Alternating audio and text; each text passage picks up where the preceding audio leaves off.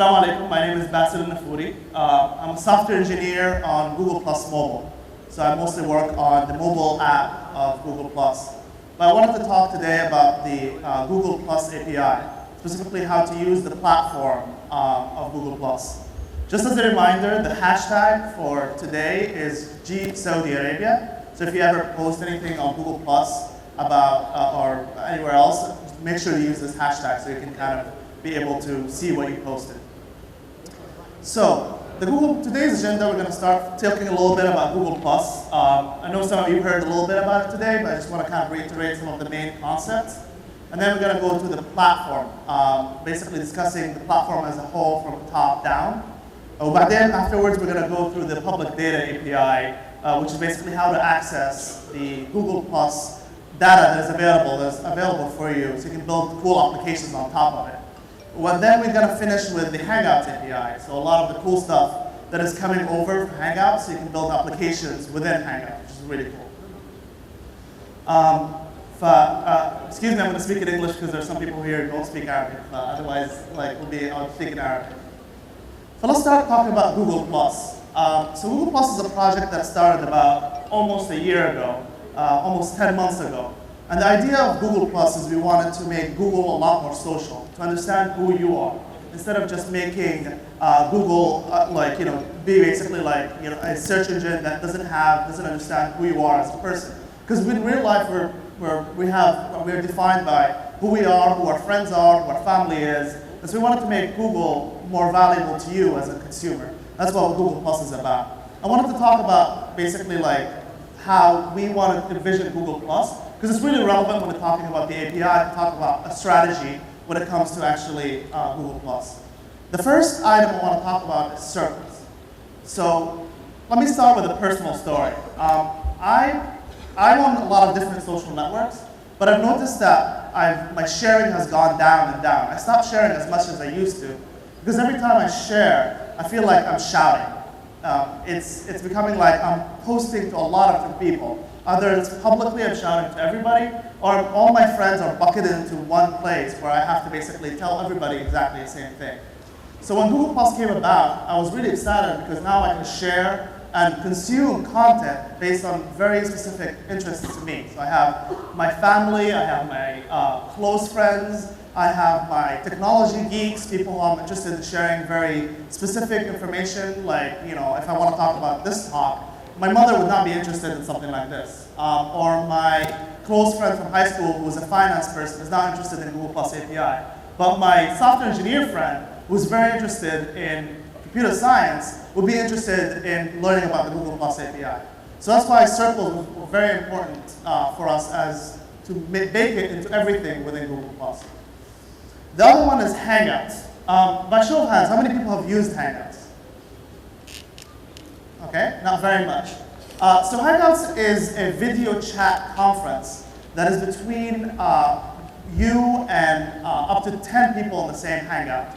And you can there's Hangouts on air, where you can broadcast the Hangout to everybody in the world so they can actually see the Hangout in progress. This is especially useful for like public figures, like Diab had a very recent Hangout when he basically hung out with 10 other or 9 other people who were his fans, and the Hangout was available for everybody to see. So you don't have to be actually like one of the lucky 9 to be able to all watch what Diab had to say, but it would actually be able for you to see the Hangout while it's happening live, and it's afterwards recorded for you. Personally, I noticed when I'm actually talking to people on the phone or using some other medium that is not video chat, I feel like I kind of start phasing away. I'm checking my email at the same time, I'm playing an Angry Birds game, I'm watching TV. It's not as dynamic, it's not as relevant. So when Hangouts came about, I'm actually able to hang out with my family and be able to engage with them in a way that I wouldn't be able to do over the phone or any other way. And so when Hangouts came about, it was actually a really cool application. And there's a lot of really cool stuff that people are doing. There is an instance where a doctor in the middle of nowhere who was trying to do a surgery, and they couldn't actually figure out how to exactly do the surgery on a patient. So they actually opened a Hangout session and they talked to somebody, an expert, who was able to give them guide by guide, show them the, the incision and where to do the operation using Hangouts, which is actually really cool to be able to kind of envision applications with the Hangouts that we could not have seen before. And this is basically what I wanted to give you guys, the ability to use the API of Google Plus to be able to build applications like this that are really, really cool. Finally, mobile. Obviously, nothing revolves around the desktop anymore. Everybody knows who's basically has mobile, how pervasive, how important it is. It's always with us. There's nothing more social. There's nothing more defining of who you are other than your mobile. Your mobile tells you who your friends are, who your contacts are. It tells you where you are and what your social network is. And it has a lot of applications that are really cool. So we also envisioned from day one that our mobile application has to go out with our desktop application. And personally, working on the mobile app, it's been so much fun being able to cater to basically Google Plus on the go. And finally, most important thing of our strategy was basically you. Google has prided itself in making all its applications more important for the user, putting the user first. And when we launched Google Plus, we wanted to emphasize the you in Google Plus. Because at the end of the day, it's Google Plus you. It's not really about trying to make anything, anything social, because it's trying to make about making Google relevant for yourself. And when about 6 months ago, Larry basically said that we shipped the Plus, but now it's time to ship the Google, because that's what's really important, is integrating everything of Google to make it relevant for you. So now let's talk about a little bit about the platform. The platform has 3 main components. The first component is the plugins, which is mostly in the Google Plus One button. There's also the Google Plus badges. How many people know what the Google Plus One button is or have used it? So I want to talk a little bit about it. There's not a lot of talk here about the Google Plus One button. The idea behind the Plus One is being able to find socially relevant information. So let's say I'm going to a website like Kura.com. A lot of us are familiar with it. Or for example, a better example, I'm searching for a camera. If I go to search to Google, I find a lot of interesting reviews from people I don't know. But with the Plus One button, I can actually look at my friends who have recommended certain camera brands for me. And I can see that in the search results. So I can see that my friend Muhammad has actually looked at this camera and he highly recommends it. And for me, that's a lot more valuable than some random person on the internet who's talking about how good the zoom level is on the camera. I trust my friend Muhammad's opinion more than anybody else. And that's why the Google Plus One is really valuable for you as the end user. And it's also valuable for websites, because a website that is annotated with a plus one of your social contacts has a lot more weight than a website that basically doesn't have social annotation. The second piece of the puzzle is basically the Google Public API, Google Plus Public APIs. And those are basically the APIs we'll cover in detail in a second. But the idea here is being able to access a lot of the posts, a lot of the people information that you see on Google Plus, and being able to build applications on top of that. You can search, you can query, you can get people like specific IDs. All that stuff is available for you to be able to build applications on top of. And finally, Hangouts. So as I said earlier, Hangouts is a really cool feature that everybody can use. But we didn't want to be able, we can't envision all the applications that Hangouts can do because we're a limited number of people. So we wanted to give you, the developers, a chance to build really cool applications on top of Hangouts, provide you with the APIs necessary for you to be able to build those applications. And those 3 basically comprise the Google Plus platform. So let's start with the public data API. So these are the APIs that are available for you to access Google Plus.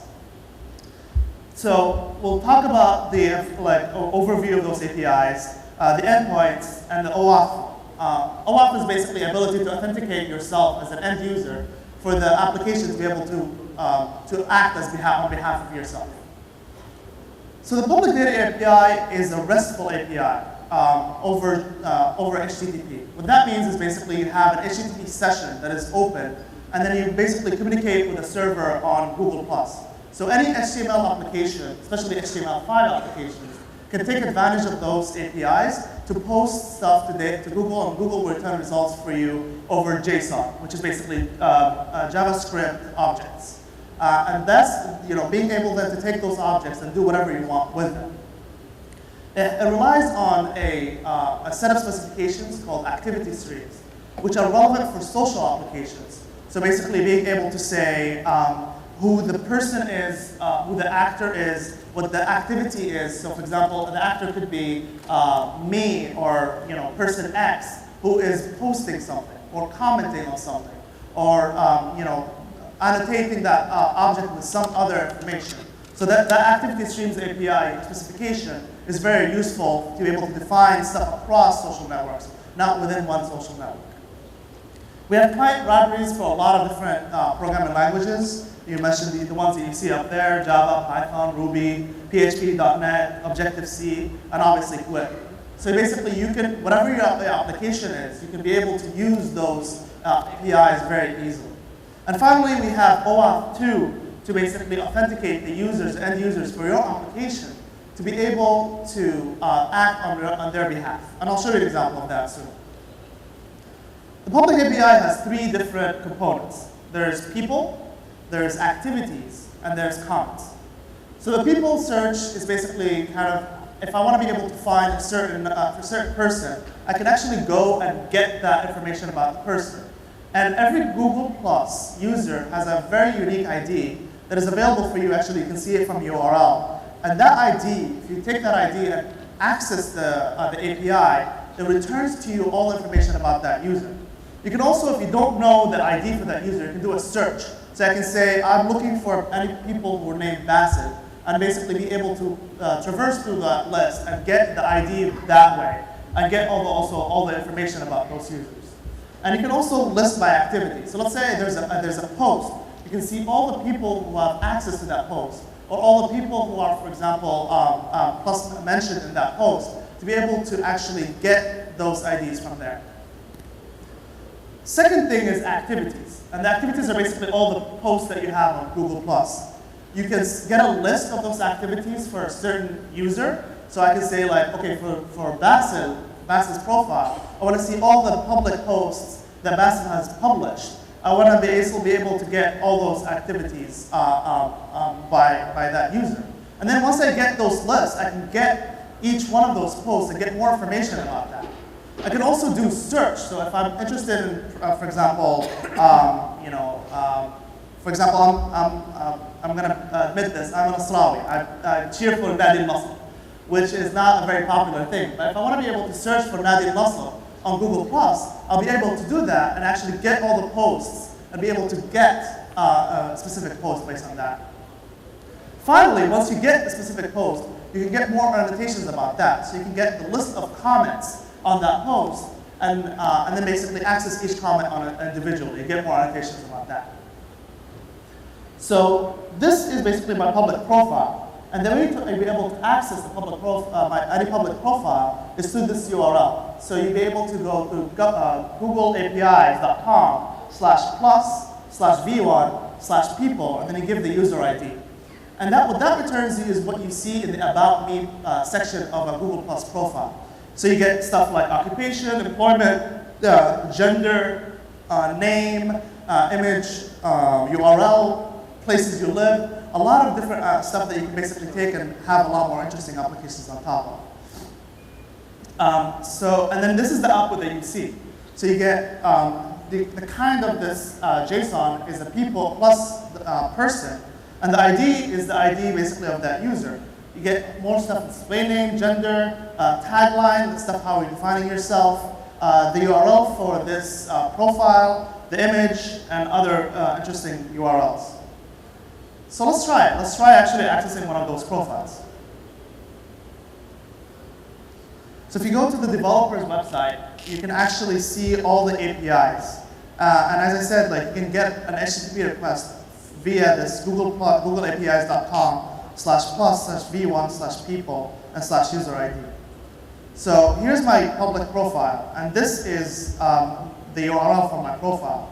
And right here, this is the ID for my user. So if I take this ID and I click on the Try It Now button, you can see right here there's the user ID section that I provide, and there are certain fields that I want to get. So if I don't want to get everything, I want to get only the name or the URL, I can also do that. But the required ones are obviously the user ID. The fields is an optional.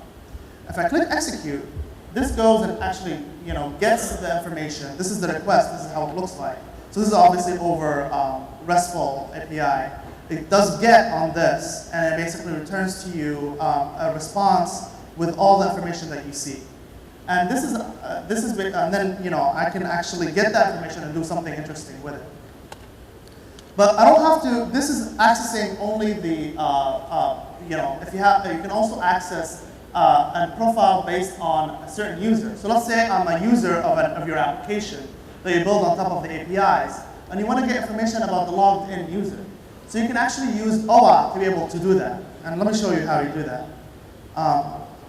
So I can actually say I can authorize via OAuth too. And if I say yes, then I get this permission screen, which is the permission screen that your user will see when they first log into your application. And it'll say, this application is trying to request scopes to plus.me, which is basically like your logged in user. So if I authorize that, then now I can get try to get that. Say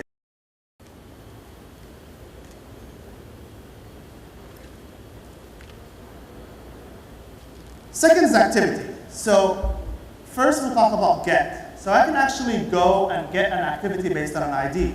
And the ID is available for you also through the link, but also through any search or any other mechanism. So if I type /+/v1/activities and I put it the activity ID, you get all the information within that activity, which is basically like what kind of it is, title, when it was published, and it gives you all the information stuff. And notice two things that here that are important that are part of the activity stream. The actor, who's basically the person doing this, and the verb. The verb is a post as opposed to a comment. So that is kind of the thing that we're talking about in terms of activity stream and kind of unifying within that specification. I can also get the comment section of an activity by providing the /comment section. And it returns you all the comments that are within the application, also in a JSON format. So to review, you get basically the list of people through a get, a search, or a list by activity. You're going to get the list of activities for a certain user. You can get a specific activity by using their ID, and you can search for any activity. And of course, you can get a list of comments. So this is the way a search would work, is you provide a search for a certain person by giving it a query, by going /people with a query, and you give it the query that you're looking for. So query for Bassett returns you a list of people that have the name matching Bassett.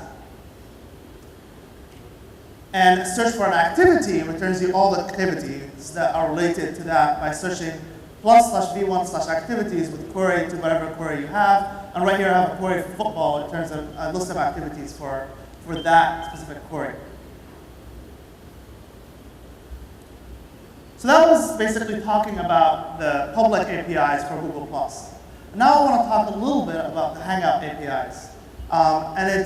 There are a lot of really cool applications that people are developing. It's still right now in developer console. So you can only try your applications out in a developer console, but eventually there will be a mechanism where you can publish your applications for people to use.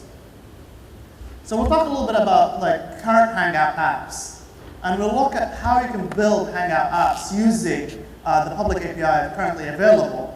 And we can talk a little bit about the concepts of the Hangout APIs and what are some of the really cool stuff that you can build on top of. So right now, there's a lot of applications that are already available on Hangouts. You can watch YouTube clips together in the middle of a Hangout. So I can hang out with my friends, and we can watch a bunch of YouTube clips together.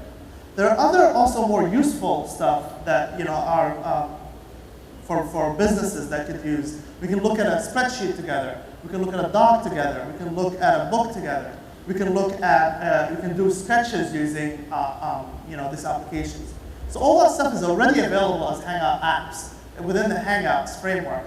But the APIs is there to allow you to actually create more Hangout apps, given the API. So let's look at the Hangout apps. They're basically web-based software using HTML, CSS, and JavaScript. This obviously includes HTML5. And you define the app using an XML syntax that we'll go over shortly. And given that, you can basically build applications with the API that will get you information like get participants in this Hangout, get all the levels of mics for these people. And one thing is, whatever you can do in an iframe, you can do within the Hangout. So let's look at basically the app basics. So this is how a regular XML, it's an almost minimal XML that you need to get you running, but it's necessary for us. So first thing you want to define is basically the XML header, and you define a module within that XML header. And then you give it your app name, and you require that you want RPC and views within that module. And once you do that, you're all set to write your HTML. So you give it the content type equals HTML with a C data that basically gets you the application. And notice that script launching, which is the Hangouts API, and this allows you to actually get all the cool stuff, the Hangout APIs that are be able to use to build those applications. So let's talk about a little bit about the key concepts about the APIs. So Hangouts.js gives you stuff about participants. You can also be able to share data across different Hangouts. So let's say I'm logged in as a certain user, and then there's another user is also within that Hangout. The app can actually take that shared data between those two, and the Hangouts will basically distribute the shared data across all different people. You can control audio, visual. You can basically be able to set it or look at it. You can control the layout. So for example, if you're interested in having a chat alongside your app or not. And you can actually control the Hangout itself. So let's talk about shared state. So let's say participant 1 is interested in passing information out. The app is basically changed from participant 1. Participant 1 uploads the Hangout shared data to the Hangout server. And the Hangout server then broadcasts all that information to all the participants, including participant 1. And that's how your app can basically be able to get data across all of its participants. Let's talk a little bit about the API. There are certain APIs that are available, and there are a lot of really cool stuff. So the first thing is the get participant ID. So every Hangout that you start, every participant gets a Hangout ID that is unique for that Hangout, and not available anywhere else. And you use that ID to define a certain participant. And you can get the participant of your current user, the person who's actually looking at the application, and you can get the ID for that user. And then you can get the participant info, same to the people API, the one from the public API, public Google Plus API, by getting the get participant by ID call. And you can also add a callback in case the Hangout participants change. If somebody joins or leaves, you can specify a function, JavaScript function, that gives you the ability to do modify state whenever a person joins or leaves. The data structure for a participant has the ID that I talked about, which is unique to a Hangout. And then it tells you also if that person has the app installed or not. And it also gives you information, for example, if the person has a camera installed or not, or if they have a mic. Because that might alter your application. If it requires a mic or a camera, then that kind of gives you more information about the user. And it gives you a person, which is the G+ person that we talked about, like the ID, the display name, the URL, and the avatar. You can get state for a certain, within the application. The state is in a format, a JSON format, string format. You can basically submit delta. So basically you can say, the state is a map between a key value pair. And you can basically say like, okay, the state has changed from this to this now. And you use that using the submit delta API.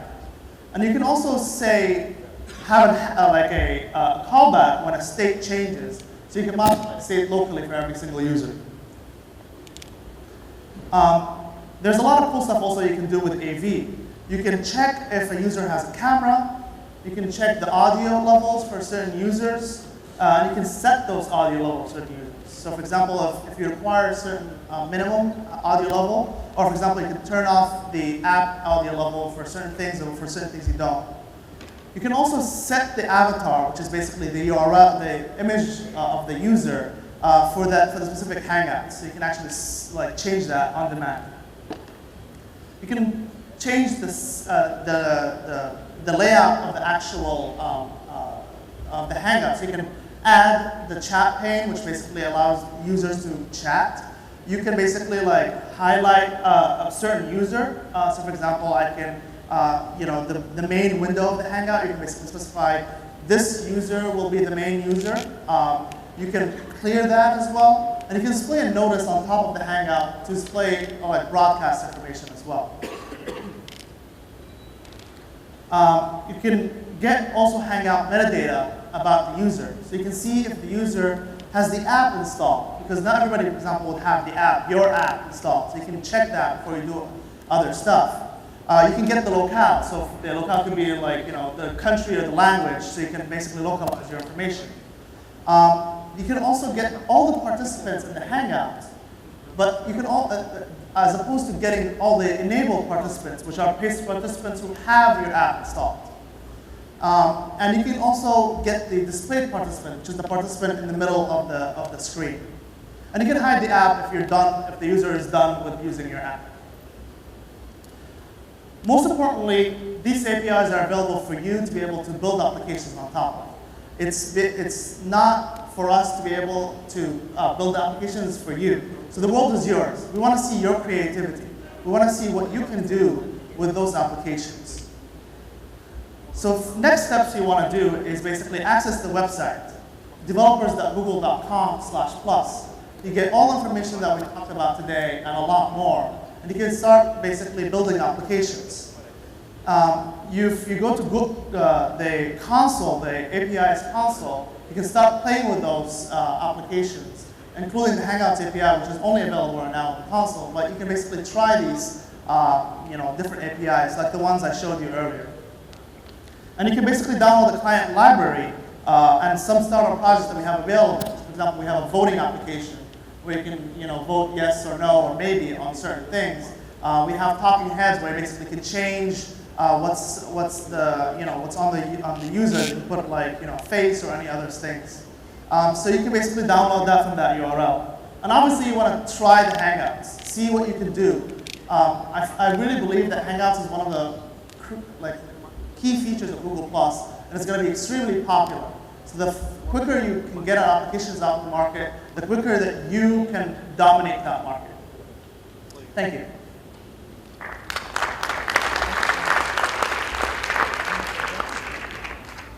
So if you have any questions, I'll be able to answer any questions that you have about the Google+ API.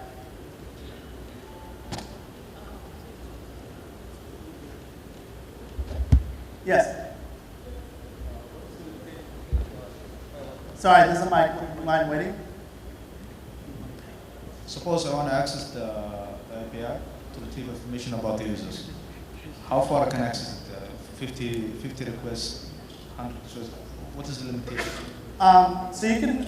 So you're getting a list of people, for example, a list of activities. So you specify the count. You specify however many you want in your response, and you get a pagination key. So basically, you can say. It gives you the next, so you can kind of go okay, I want the next starting from this, and you can basically get 50 at a time or 100 at a time, so you don't have to actually get everything at the same time. Is there some sort of a rate limit? Rate limit for the API? I'm not sure about that right now on top of my head, but if you come to me afterwards, I'll try to look and see that. But I'm sure there's probably some rate limits. You have to register your API with a public key, at least, public API key. So you can't really start, so you have to define your app before you actually use the API, or at least have the OAuth token to be able to authenticate your application.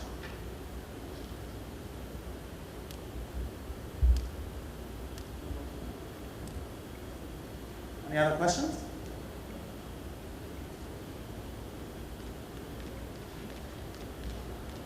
Great. So I'll be available around for demo pods, for the next couple of hours if you have any general Google Plus questions or Google Plus API questions. But thank you again for coming.